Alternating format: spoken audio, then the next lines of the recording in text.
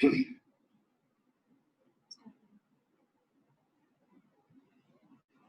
باللہ من الشیطان الرجیم بسم اللہ الرحمن الرحیم رب اشرح لی صدری ویسر لی امری واحلل عقدۃ من لسانی یفقہوا قولی۔ جیسا کہ اس سے پہلے دو درس میں بہت سی باتیں آپ کے سامنے پیش کی گئی، آج گفتگو میں دو تین اہم باتوں کی طرف اشارہ کرنا ہے، جس میں پہلی بات یہ ہے کہ عقد جسے ہم اور آپ نکاح کہتے ہیں، نکاح کے ذریعے سے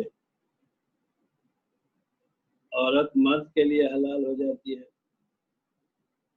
اور مرد عورت کے لیے جو ہے وہ حلال ہو جاتا ہے۔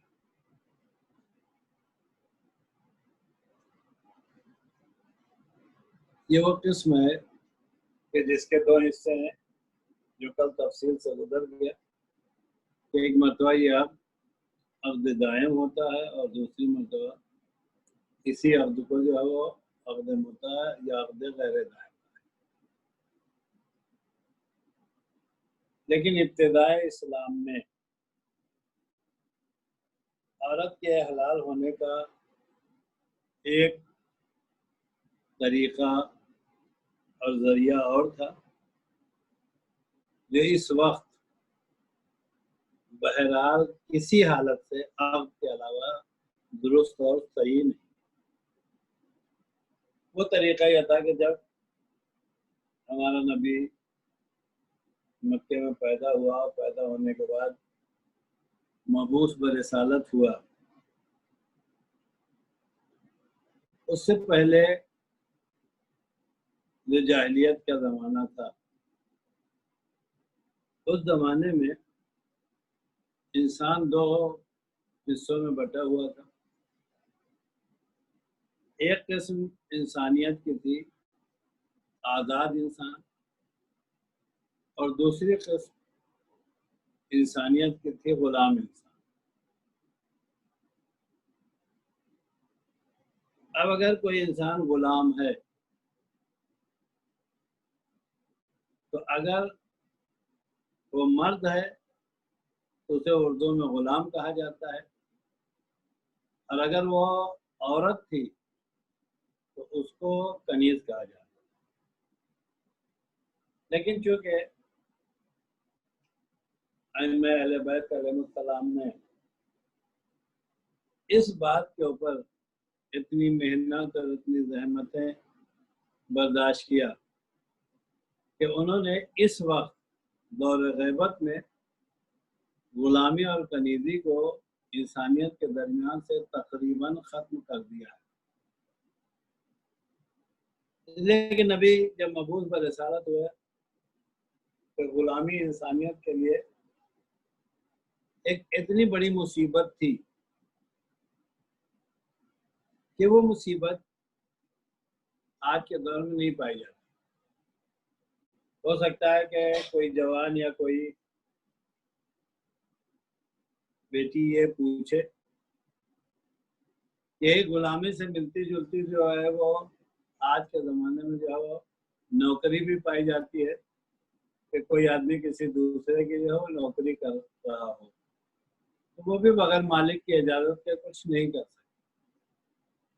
لیکن غلامی اور نوکری میں ایک فرق ہے کہ جب تک آپ نوکر ہیں اس وقت تک بغیر مالک کی اجازت کے کوئی کام نہیں کر سکتے۔ لیکن ان سب سے ہٹ کے غلامی اور نوکری میں جو سب سے بڑا فرق یہ ہے کہ اگر کوئی آدمی نوکر ہو گیا تو نوکر ہونے کے بعد جہاں بہت سی پابندیاں اس کی گردن پہ عائد ہوتی ہے، وہیں ایک آزادی نوکر کے پاس بہرحال ہوتی ہے کہ اگر مالک سے اس کے معاملات اچھے نہیں ہیں تو نوکر خود اپنے کو آزاد کر سکتا ہے اس طریقے سے استعفیٰ دے کے نوکری چھوڑ کے. لیکن غلامی کی کمزوری یہ تھی کہ غلام اپنے آقا سے اپنی مرضی سے آزاد بھی نہیں ہو سکتا. اسی لیے اس زمانے کا قانون یہ تھا کہ اگر غلام کہیں پیسہ کمانے کے لیے مزدوری کرنا چاہے تو پہلی پابندی یہ آتی تھی کہ وہ مزدوری نہیں کر سکتا. اسے مزدوری اور کام کرنے کے لیے آقا سے اور مولا سے اجازت لینا پڑے گا. اور اس کے بعد اب اگر آقا اور مولا اجازت دے بھی دیں تو دوسری پابندی دوسری ذمہ داری اس کی یہ ہوتی تھی کہ جو اس کو کام کرنے کے بعد اجرت یا تنخواہ جو بھی ملے گی اس کا مالک اس کا آقا ہوگا، یہ غلام نہیں. جب نبی آئے تو چونکہ وہ دور ایسا دور تھا کہ غلامی اتنی زور و شور کے ساتھ رائج تھی، لہذا حالات اور زمانے کے اعتبار سے اور جس کو کہا جائے حکمت کے نتائج کی وجہ سے نبی نے کچھ حد تک اس غلامی کو برداشت کیا، قبول نہیں کیا، برداشت کیا. لیکن اس برداشت کے پیچھے میں جو ہے وہ غلامی کو دھیرے دھیرے ختم بھی کرتے رہے. اور ختم کرنے کے لیے جو ذرائع نکالے ان ذرائع میں ایک ذریعہ تو یہی نکالا کہ اتنا شوق پیدا کیا لوگوں کے ہاں کہ دیکھیں اگر ایک غلام آزاد کر دیں گے تو ایک حج کا ثواب ملے گا. یہ سارے جملے جو ہے وہ اس وجہ سے تشویق کے لیے تھا کہ بنیادی طور پہ اللہ نے انسان کو آزاد پیدا کیا ہے اور اس انسان نے اسے غلام بنایا. غلامی آئی کہاں سے؟ جاہلیت کے دور میں، بلکہ جاہلیت کے دور سے پہلے عیسائیت اور یہودیت کے ادوار میں بھی کہیں نہ کہیں غلامی کا تذکرہ پایا جاتا ہے. اور وہ اس طریقے سے شروع ہوا کہ یا تو غلامی جو ہے وہ طاقت کی کمی کی وجہ سے آئی یا غلامی جو ہے وہ مال کی کمی کی وجہ سے. اسی لیے مورخین نے غلامی سے متعلق کہ انسان غلام بنا کیسے اس کا دو طریقہ لکھا ہے کہ چونکہ جاہلیت کے ادوار میں قبائل میں آپس میں خاندانوں میں لڑائیاں ہوا کرتی تھی جس کے نتیجے میں قتل و خون اور خونریزی جو ہے وہ بہت زیادہ ہوتی رہی. اور اگر ایک خاندان اور دوسرے خاندان میں جھگڑا ہوا تو جو خاندان مضبوط پڑ جاتا تھا وہ دوسرے خاندان کے تمام مردوں کو قتل کر دیتا، جس کا نتیجہ یہ ہوا کہ دھیرے دھیرے جو ہے وہ انسانیت کی کمی ہونے لگی، مردوں کی کمی ہونے لگی. تو آپس میں حفظ انسانیت کے نام سے بیٹھ کے ایک میٹنگ کی گئی اور اس میں یہ طے کیا گیا کہ کس طریقے سے انسانیت کو بچایا جائے. تو یہ طے ہوا کہ لڑنا تو نہیں چھوڑیں گے، لیکن لڑنے کے بعد جو آدمی ہار جائے گا اس کو قتل نہیں کیا جائے گا، بلکہ ہارنے والے خاندان جو ہے وہ سب کا سب غلام بن جائے. یہ ایک طریقہ تھا غلام بننے کا. دوسرا طریقہ جو ہے وہ مال کے ذریعے سے غلام بنایا گیا، اور وہ طریقہ یہ تھا کہ اگر کسی غریب کو کوئی ایسی پریشانی پیدا ہو گئی کہ اس کی محدود آمدنی اس کی زندگی کے لیے ناکافی ہو گئی تو اب اسے ضرورت ہے پیسے کی، تو یہ مالدار لوگوں کے پاس جائے گا اور ان سے قرض مانگے گا. مثال کے طور پہ ایک شخص اپنی روزمرہ کی کمائی سے اپنی زندگی گزار رہا ہے، اچانک والد کی طبیعت خراب ہو گئی. اب جب والد کی طبیعت خراب ہو گئی تو علاج کے لیے ایک الگ سے پیسے کی ضرورت ہے. تو جب یہ کسی مالدار کے پاس جاتا تھا تو مالدار قرض تو دے دیتا تھا، لیکن قرض کے ساتھ ایک شرط لگاتا تھا کہ اگر آپ نے وقت معینہ کے اوپر مال واپس نہیں کیا تو آپ کو غلامی کرنا پڑے. یہ دو بنیادیں تھیں جو پیسے کے زور پہ غلامی لوگ غلام بنے یا طاقت کے زور پہ لوگ غلام بنے. جب اسلام آیا تو اسلام نے کوشش یہ کیا کہ کسی طریقے سے غلامی کو ختم کیا جائے، لیکن اب نماز اور روزے کی طریقے سے بالکل ایک کامل قانون نہیں پیش کیا کہ آج سے نماز واجب، آج سے روزہ واجب، یا اس طریقے سے قانون نہیں پیش کیا کہ دیکھیے اب کل سے شراب پینا جو ہے وہ حرام ہے، بلکہ مسالے کو اور حکمت کو نگاہ میں رکھتے ہوئے اسلام نے کچھ حد تک غلامی کو جو ہے وہ قبول بھی کیا اور زیادہ حد تک جو ہے وہ غلاموں کو آزاد کرنے کے راستے پہ. اس لیے یہ پوری ایک تاریخ ہے کہ جس تاریخ میں جاہلیت کے دور میں غلاموں کے ذریعے جو برتاؤ ہوتا تھا وہ برتاؤ بھی ہماری اور آپ کی نگاہ میں ہے، اور اہل بیت کے گھر میں بھی جو غلاموں کے ساتھ برتاؤ کیا گیا ہے وہ برتاؤ بھی ہمارے اور آپ کی نگاہ میں ہے. اگر تاریخ پڑھیں گے تو ہمیں تاریخ میں ملے گا کہ جاہلیت کے دور میں غلام پریشان رہتا تھا کہ کسی طریقے سے آزاد ہو جائے، لیکن اہل بیت کے گھر میں وہ آزاد کرنا چاہتے تھے تو غلام آزادی قبول کرنے کے لیے تیار نہیں. تو یہ جو غلامی اور کنیزی تھی جس کو کسی حد تک اسلام نے برداشت کیا، یہ کنیزی بھی حلیت کا ذریعہ کہ اگر کوئی عورت جو ہے وہ کنیز ہو گئی، چاہے وہ نسلوں میں کنیز بن کے آئی ہو اور چاہے نئی جنگ میں کافر عورتیں جو قیدی بنتی ہیں جنہیں کنیز بنایا جاتا تھا، چاہے وہ جنگ کی وجہ سے حربی کنیز بن کے آئی ہو، یہ مسلمانوں کے اوپر جو ہے وہ ویسی حلال ہوتی تھی جیسی عقد کے ذریعے سے جو ہے وہ حلال عورت حلال ہوتی. لیکن ہم لوگ جس دور میں زندگی گزار رہے ہیں، اس دور میں نہ کوئی عورت جو ہے وہ کنیز ہے اور نہ کوئی مرد جو ہے وہ غلام ہے. لہذا حلیت کا قانون کنیزی کے ذریعے سے جو تھا وہ ہمارے زمانے میں نہیں ہے. اب اگر حلیت کا قانون جو ہے وہ کنیزی کے ذریعے سے حاصل کرنا ہے تو خدا سے دعا کیجیے کہ امام پردے سے آئے اور دوبارہ جو ہے وہ جہاد کا حکم ہو، کفار و مشرکین جو ہے وہ قیدی بنائے جائیں، تو اس کے بعد اب امام فیصلہ کریں گے کہ ان کو جو ہے وہ آزاد کر دیا جائے یا انہیں کنیز بنایا جائے. تو یہ دو طریقہ تھا اس زمانے میں، ایک عقد کے ذریعے سے عورت مرد پہ حلال ہوتی تھی، دوسرے کنیزی کے ذریعے.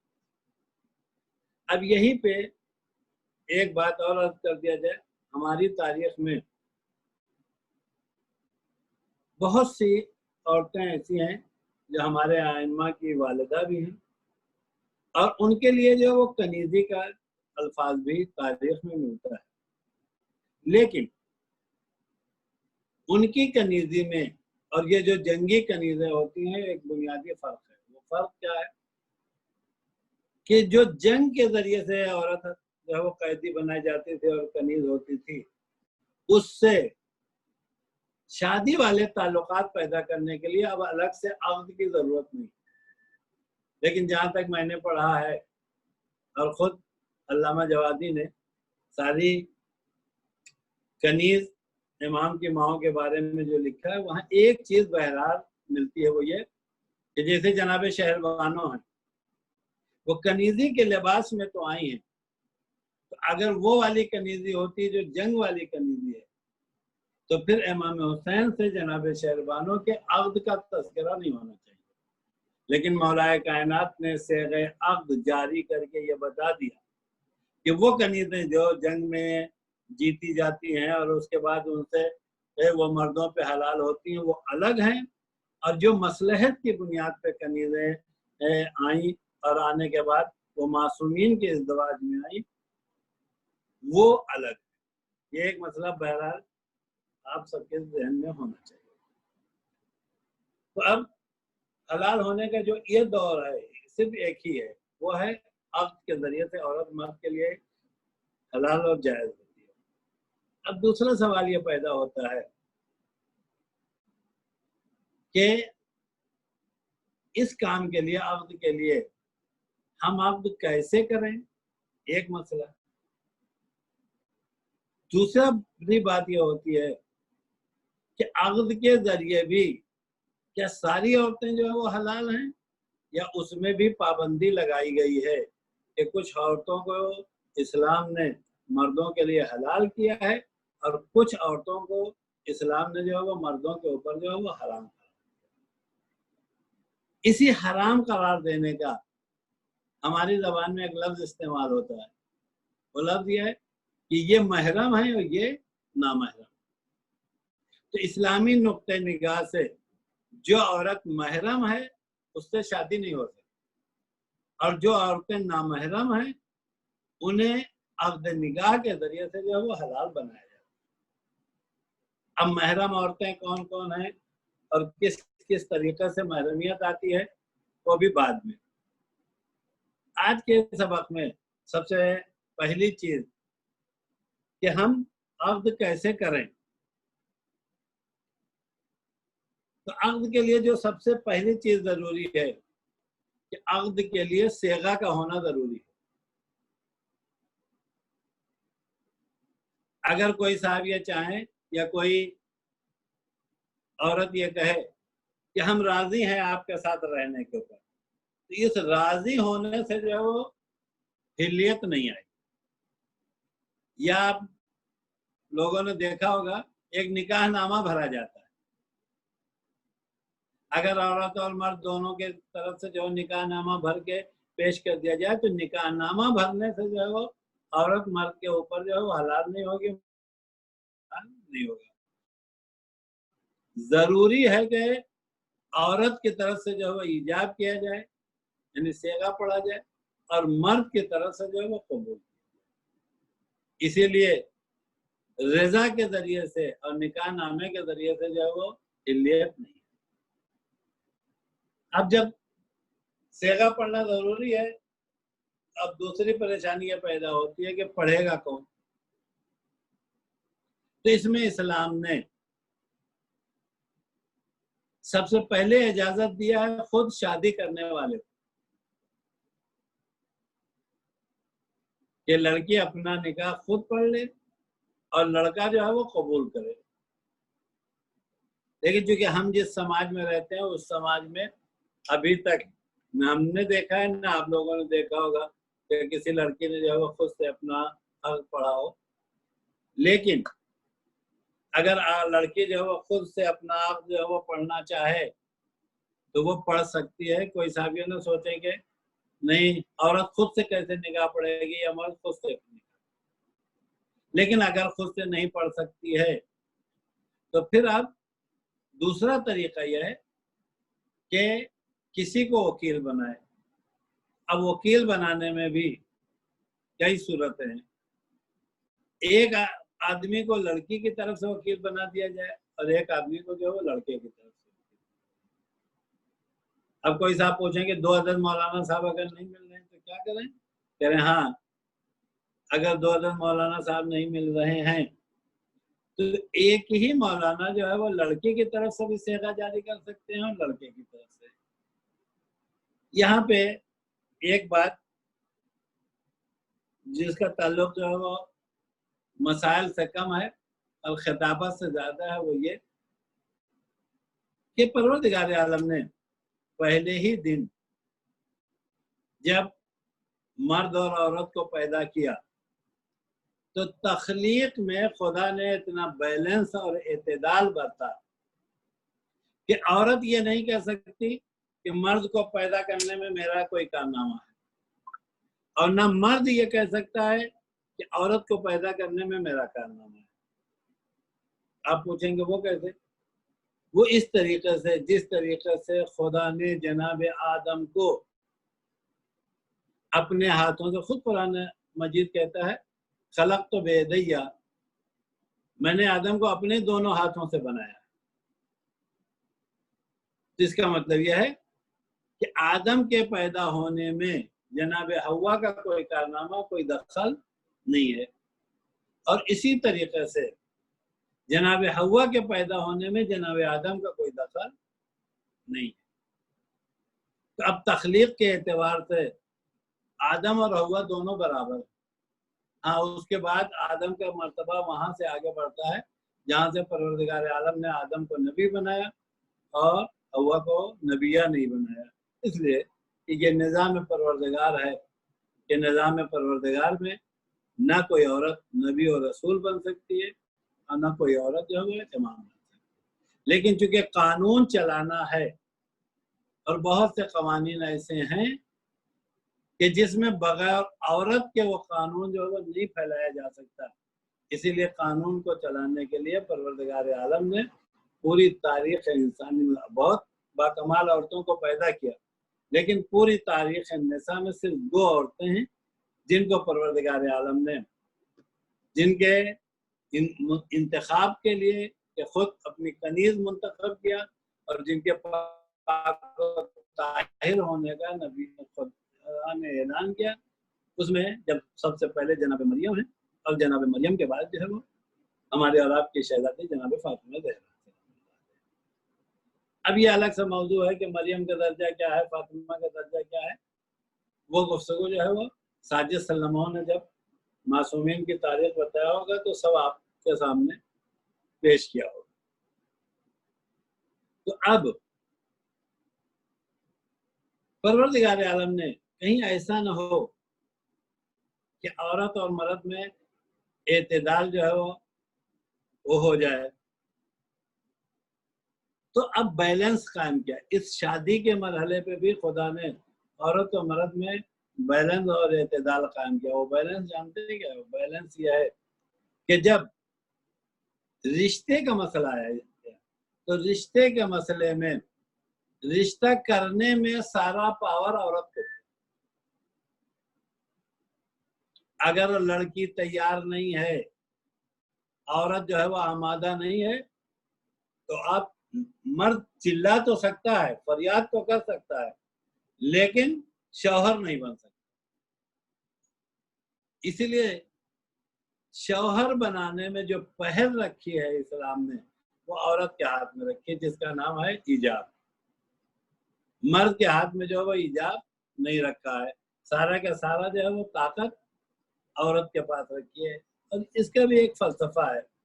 وہ فلسفہ کیا ہے؟ فلسفہ یہ ہے کہ معاملات میں 4 چیزوں کا ہونا ضروری ہے۔ ایک، مال بیچنے والا، اور دوسرا مال خریدنے والا، جس کو کہا جاتا ہے بائے، اور خریدنے والے کو کہا جاتا ہے مشتری۔ یہی لفظ جب آپ نکاح میں لے کے آئیں گے تو نکاح میں ایک ہوتا ہے جس کے ساتھ نکاح کیا جاتا ہے منکوحہ، اور ایک ہوتا ہے نکاح کرنے والا۔ لیکن نکاح کرنے کے وقت منکوحہ کے پاس پاور زیادہ ہوتا ہے، ناکے کے پاس پاور کم ہوتا ہے۔ کیوں؟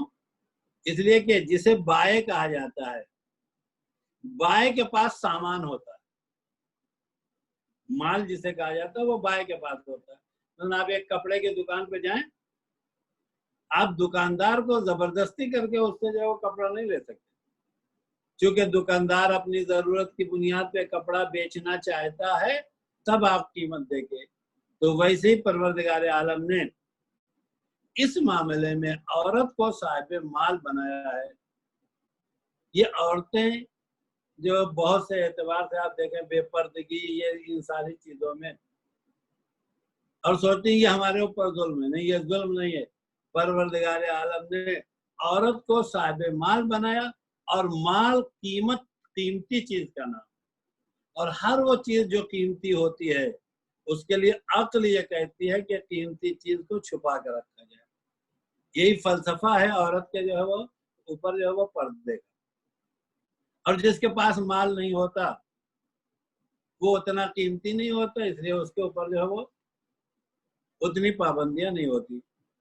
تو چونکہ صاحب مال عورت ہے اور صاحب قیمت مرد ہے، لہذا اسلام نے یہاں پہ عورت کو طاقت دیا اور اس سے یہ کہا کہ تمہیں اختیار ہے کہ تم اپنے کو مرد کے حوالے کرو یا نہ کرو. اس لیے عورت جب ابتدا کرتی ہے وہ کہتی ہے زوجتک نفسی علی الصداق المعلوم. تو جب تک عورت یہ لفظ نہ کہہ دے اس وقت جو کسی مرد کو قبیلتوں کہنے کا حق حاصل نہیں ہے. تو یہاں پہ پروردگار عالم نے عورت کو فوقیت دیا اور مرد کو جو ہے وہ عورت کا پابند بنایا کہ وہ انتظار کرتے رہیں کہ اس کی طرف سے جو ہے زوجتوں کا لفظ آئے تب جو ہے آپ قبیلتوں کہیں. لیکن اس کے بعد باریکی دین کی یہ ہے کہیں ایسا نہ ہو اس اختیار کے بعد عورت جذبات کے رو میں جو ہے وہ بہہ جائے اور بہنے کے بعد مرد پہ ظلم ہونے لگے. لہذا جب علیحدگی کا مسئلہ آیا تو علیحدگی کے مسئلے میں سارا اختیار دین نے مرد کے پاس رکھا ہے عورت کے پاس نہیں رکھا. جب ماہ رمضان مبارک میں درس چل رہا تھا تو اس درس میں ایک دن یہ سوال میرے پاس آیا تھا عورتوں کی طرف سے کہ طلاق کا حق صرف مردوں ہی کو کیوں دیا گیا, عورتوں کو کیوں نہیں دیا گیا؟ تو اس کی وجہ یہی ہے چونکہ ایجاب کا حق عورت کو دیا گیا ہے ویسے ہی ادھر آپ کو دیا گیا پہلے دوسرا حق ادھر. ہاں اگر حالات ایسے خراب ہو جائیں تو آپ مرد سے طلاق کا مطالبہ کر سکتی ہیں, طلاق دے نہیں سکتی, دو الگ الگ چیزیں ہیں. تو جب عورت کی طرف سے مطالبہ ہوتا ہے تو اس مطالبے کو خلا کہا جاتا ہے. یہ جو لفظ آپ لوگوں نے سنا ہوگا طلاق خلا طلاق خلا, وہ اسی لیے کہ دیکھیے بیلنس کتنا کیا, وہاں پہلے عورت کو پاور زیادہ دیا یہاں پہلے مرد کو. لیکن اب کہیں مرد کا دماغ نہ خراب ہو جائے, وہ یہ کہیں کہ ہم تو طلاق دیں گے ہی نہیں, تمہیں پریشان کرتے رہیں گے. اب فوراً دین نے اور مذہب نے عورت کو بھی پاور دے دیا, کہا کہ دیکھو تمہیں یہ حق حاصل ہے کہ تم ان سے مطالبہ طلاق کر سکتے. اب اس کے بعد جب وہ زوجتوں کہے تو زوجتوں کے بدلے میں جیسے وہاں پہ ایک بیچنے والا چاہیے اور ایک خریدنے والا, تو جہاں بیچنے والا اور خریدنے والا ہو وہیں بیچنے والے کے پاس مال ہوتا ہے اور خریدنے والے کے پاس قیمت. شادی میں بھی منکوہا کے پاس چونکہ مال ہے عورت کے پاس اور قیمت مرد کے پاس ہے اور اسی قیمت کا نام جو ہے وہ مہر رکھا ہے.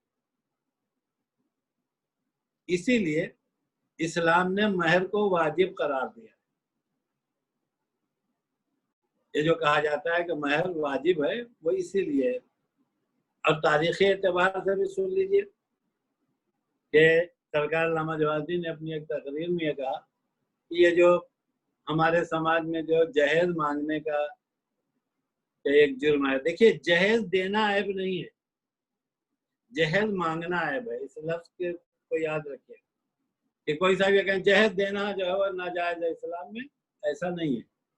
جہیز مانگنا صحیح نہیں ہے لیکن جہیز دینا جو ہے وہ صحیح ہے. اس لیے کہ 15 سامان کم سے کم رسول خدا نے اپنی بیٹی جناب فاطمہ کو دیا اور اس زمانے کے اعتبار سے وہ بہت سامان تھا.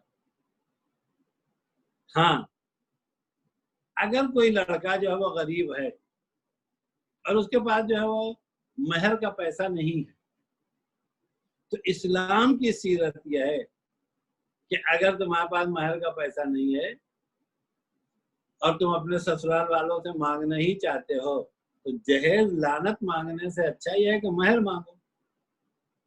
اور تاریخ میں اس کی مثال موجود ہے کہ جب رسول اللہ نے عقد کیا تو رسول مالی اعتبار سے اتنے مالدار نہیں تھے اور جس سے عقد ہو رہا ہے وہ عورت مالی اعتبار سے ملکۃ العرب تھی, عرب کی شہزادی پیسے کے اعتبار سے.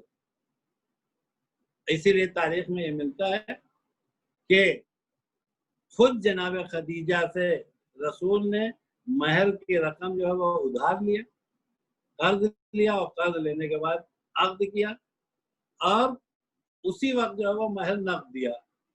ہمارے یہاں ہمارے گھر کی جو ہے وہ عورتیں بھی سمجھاتی ہیں، پہلے ہی دن سے بیٹیوں کو سمجھانا شروع کرتے ہیں، اور سارے لوگوں کو ایک والی حدیث یاد ہے کہ اگر تم نے اپنے شوہر کا مہر معاف کر دیا تو تمہارا درجہ بلند ہو گیا۔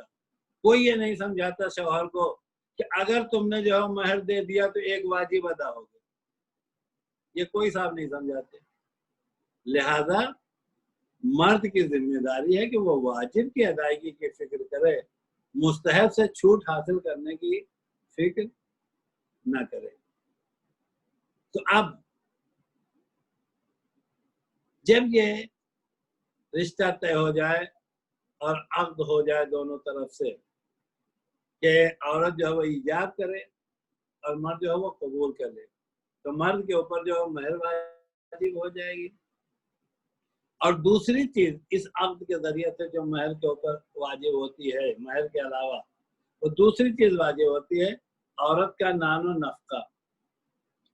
اچھا، یہ لفظ سنتے سنتے ہم لوگ کہ نان نان نان، تو نان کی تو فارسی میں جو ہے وہ ترجمہ مل گیا، نان کا مطلب روٹی۔ یہ نفقہ کیا چیز؟ تو اس نفقے میں وسعت پائی جاتی ہے، اس لیے کہ جب آپ عورت کو اس کے باپ کے گھر سے رخصت کر کے اپنے گھر لے جا رہے ہیں تو نفقے کے ضمن میں آپ یہ نہیں کہہ سکتے اس سے کہ تم جو ہے وہ آسمان کے نیچے رہو۔ آپ کو اس کو رہنے کے لیے جو ہے وہ مناسب جگہ دینا پڑے گی۔ جب آپ اس کو اپنے گھر سے لے کے جا رہے ہیں باپ کے گھر سے، تو آپ اس سے یہ نہیں کہہ سکتے ارے جو پھٹا چٹا ہے وہ پہنو۔ آپ کی ذمہ داری ہے آپ مناسب لباس کا جو ہے وہ انتظام کریں، اور اس کے بعد جب اپنے گھر سے لے کے گئے تو آپ کی ذمہ داری ہے کہ اس کے کھانے پینے کا مناسب انتظام کریں۔ اسی لیے میں لفظ مناسب کی قید ہے۔ تو دو ذمہ داری مرد کی ہے، ایک مہر کی ادائیگی اور دوسرے جو ہے وہ نان و نفقہ۔ اس کے بدلے میں عقد کے ضمن میں دو ذمہ داری جو ہے وہ عورت کی بھی ہے۔ عورت کی پہلی ذمہ داری یہ ہے کہ حلیت کے جتنے اصول ہیں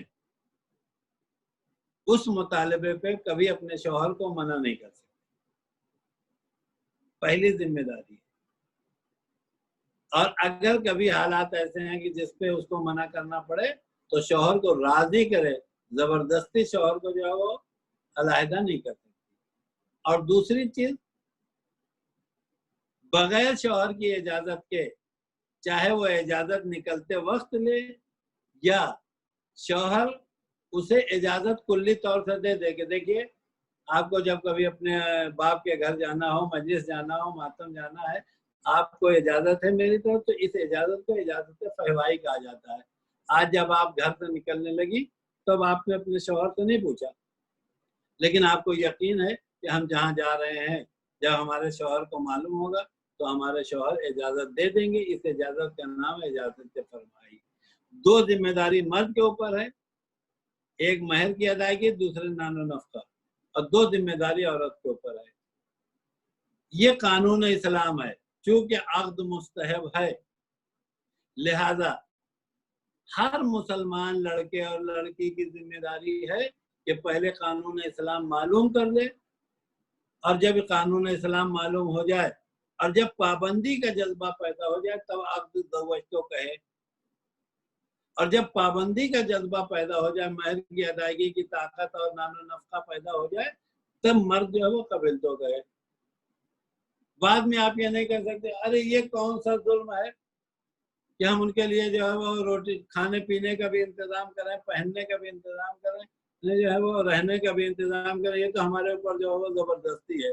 یہ زبردستی نہیں ہے، یہ زبردستی کا اعلان پہلے کر دیا گیا ہے۔ اب اگر آپ کو زوجہ چاہیے تو پہلے اس زبردستی کے لیے حالات فراہم کیجیے تو شادی کیجیے. کسی نے نہیں کہا آپ سے کہ آپ زبردستی شادی کیجیے. اور یہاں ایک بات اور جو توجیہ المسائل میں نہیں ملے وہ یہ کہ بہت سے لوگ جو ہے وہ ہم جیسے چھوٹے موٹے مولوی سے سن کے اپنی طرف سے فیصلہ کر لیتے ہیں کہ دیکھیے عید بقرعید ایک جوڑا کپڑا دینا ہے, ایک جوڑا, تو سال میں 6 مہینہ پہ 2 جوڑا کپڑا ہو گیا. کھانے کا جب مسئلہ آیا تو اپنی طرف سے حساب لگانا شروع کیا کہ دیکھیے ہفتے میں 1 آدھ مرتبہ گوشت کھلا دیں گے. اس کے بعد کہنے لگے کہ دیکھیے ایسی جگہ رکھیں گے کہ جہاں پنکھا ونکھا نہ لگا. یہ ساری باتیں جتنی آپ طے کر رہے ہیں یہ باتیں ایسی ہیں کہ جو بدلتی رہتی ہیں. جانتے ہیں کیوں؟ ہر مرد کے یہاں ایک چیز اندر چھپی ہوئی ہے. وہ جانتے ہیں کیا چھپی ہوئی ہے؟ جو اندر چھپی ہوئی ہے وہ بات یہ ہے کہ کوئی یہ نہیں چاہتا کہ کسی غریب گھر کی بیٹی کو لایا جائے. ہر آدمی چاہتا ہے کہ مالدار گھر کی بیٹی لایا جائے.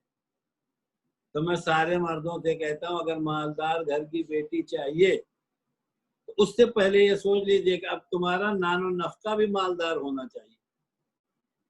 اس لیے کہ اگر تم کروڑ پتی باپ کی بیٹی لے کے آؤ گے جو اے سی میں رہتی ہے اور تمہارے پاس جو ہے گھر میں پنکھا بھی نہیں ہے تو آپ کہیں گے نہیں ہے ہمارے اوپر پنکھا لگانا واجب نہیں ہے.